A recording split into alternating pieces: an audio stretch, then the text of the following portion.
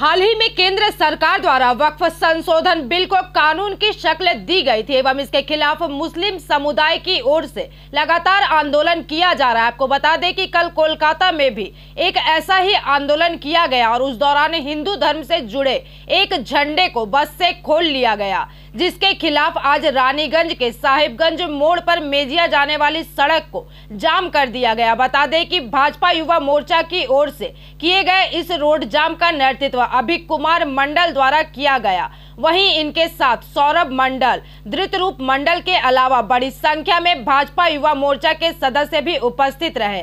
साथ ही इस मौके पर अभिक कुमार मंडल ने अपने वक्तव्यों को रखा।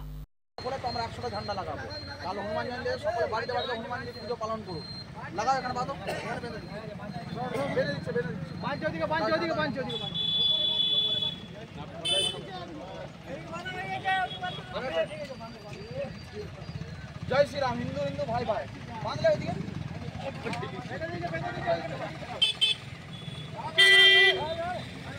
না কখনো কখনো আমাদের হিন্দু ধর্মের মূর্তি ভাঙা হয়, কখনো আমাদের মন্দিরকে ভাঙা হয়।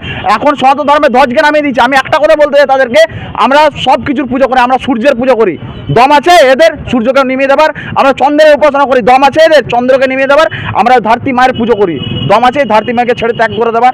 আমি খালি একটা জিনিস বলতে পারি, বিরোধিতা থাকতে পারে, আপনি বিরোধিতা করুন বিরোধিতার মতন, কিন্তু সনাতন ধর্মের রাস্তাকে আপনি রাস্তার মধ্যে খুলে ফেললেন কলকাতার বুকে। আজকে কলকাতার মানুষজন দেখছেন কোনো প্রতিবাদ নেই হিন্দুদের, চুপ করে আজকে একমাত্র বিজেপি রাস্তায় নেমে আন্দোলন করতে হচ্ছে। কেন বাকি যে সব সেগুলো টিমগুলো রয়েছে যারা হিন্দুত্বর নামে সেজে ঘুরে বেড়ায়, সিপিএম বলুন তৃণমূলে কোনো নেতার দম আছে? এই ব্লকে এই আসানসোল জেলাতে তৃণমূলের কোনো নেতার দম আছে যিনি তৃণমূলের জেলা সভাপতি, তিনি বিরোধিতা করতে পারবেন এই ব্যাপারটা নিয়ে? কারণ তারা দুধের গায়ে রাতি খেয়ে মুসলিমদের ভোট ব্যাংকে ইউজ করে তারা ভোটে জিতছে। সাধারণ মানুষ বুঝে গেছে বিজেপি হিন্দুদের পাশে ছিল এবং হিন্দুত্বের জন্য লড়াই করছে এবং আগামী দিনেও করবে। তাহলে কি মনে হচ্ছে রাজনীতিক ধর্মীয় জিনিস ভাবি না, ঠিক আছে? আমি রাজনীতির ঝান্ডা ফেটি খুলে রেখে, ঠিক আছে, আপনারা প্রত্যেক হিন্দুকে এগিয়ে আসতে হবে এবং হিন্দুত্ব ধর্মকে রক্ষা করার জন্য যে পার্টি করুন না কেন, আপনি হিন্দু ধর্মের অবমাননা করছেন এবং হিন্দুদের ঝান্ডা খুলে ফেলছেন, তো মানুষজনকে চুপচাপ হিন্দুরা দাঁড়িয়ে দেখবে? কি মনে হচ্ছে হিন্দু ধর্ম সংকট আছে পশ্চিমবঙ্গে, সবদিকে বড় সংকট তৈরি করে গেছে মুসলিমদের আমাদের মমতা ব্যানার্জি, যিনি সবদিকে বেশি সাপোর্ট দিয়েছেন, দুধের গাইতে লাথি খেয়ে আজকে হিন্দুদেরকে এই অবস্থা করেছেন ভোট ব্যাংকের জন্য। আপনি তো দেখতে পাচ্ছেন গোটা পশ্চিমবঙ্গ জুড়ে এমন একটা ভয়ঙ্কর পরিস্থিতি তৈরি করে দিয়েছে, কিছু বলার নেই।